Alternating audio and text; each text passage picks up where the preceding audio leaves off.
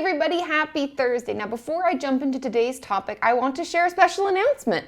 I am coming to Austin, Texas next week and I would love to meet with you. So follow me on Twitter for the details of when and where the meetup will be. I'm thinking it'll be on the 24th, which is Tuesday, but I'm still trying to find a place that could work for all of us where we could hang out for a couple of hours and meet all of you wonderful, beautiful people. So stay tuned, follow me. I'll also try to leave a comment below this video and pin it to the top so that you can see it and hopefully come and meet me. Now into the topic we're going to talk about today, and that topic is self-sabotage. I received a few questions on the live streams and on the video, last Monday's video, people asking why do I always self-sabotage? When things finally start to feel better, why do I find myself doing things to make it worse? Could you please talk about this? And the answer is yes, and it's very, very common, and I think it's really important for us to talk about all of the reasons why we might enjoy our illness or like things being shitty or want to be self-injuring still or depressed or whatever. And the true root of it is because it's comfortable. We're used to it. We know what to expect when it comes to where we're at now, right? We've been in it for a while.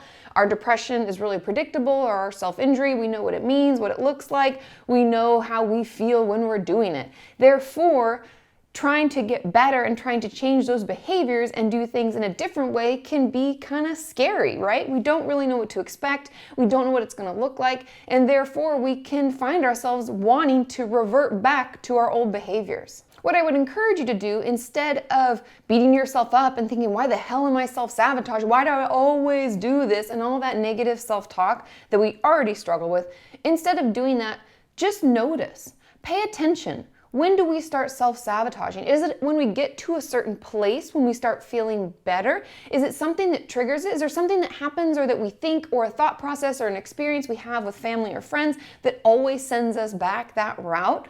Start noticing. We don't have to necessarily do anything about it yet. I think it's important for us to note when it's happening, why, what triggers it, and all of that, because all of the information really helps us better prepare ourselves for when this happens again. Because we know that this is a pattern, right? We're noticing that we do it. We're knowing that we self-sabotage. We just don't know why, and we don't know how to stop it. And so by gathering all the information, by being a good sleuth or a good detective, we can try to figure out how best to prevent it from happening again.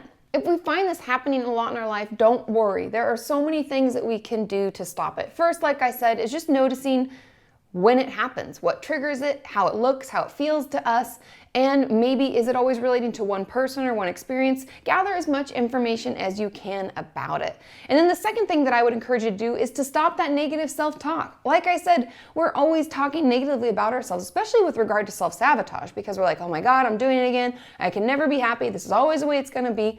Stop that negative self-talk and start arguing back with some extra information, some other things that are going on, some positive affirmations, some ways that you're working to change. Even if that argument is, hey, I'm working on it. I'm a work in progress like everybody else, and this will get better. That's enough sometimes. That's kind of sometimes all we need. And the next thing I would encourage you to do is to set some goals. What are the things that we're wanting to achieve, the things we're wanting to get to? What is it we find ourselves getting stuck and self-sabotaging, making us go backwards? What are those things we're moving towards? And I want you to write down those long-term goals as well as a bunch of smaller ones. Maybe the goal right now is just to get through today without doing any of that self-sabotaging behavior. Maybe the goal today is to wait 5 minutes before I call that person that I'm upset with.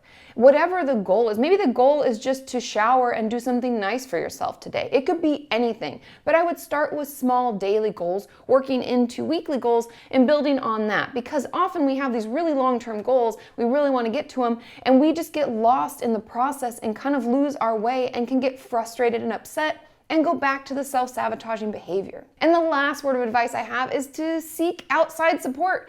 So a therapist is a great resource as far as support goes to keep you going when you really feel discouraged and you want to revert back to old behavior. Same goes for friends and family. So I would encourage you to seek some outside support, to let some people in, let them know about your goals so that they can help you work towards them even when you yourself don't think you can.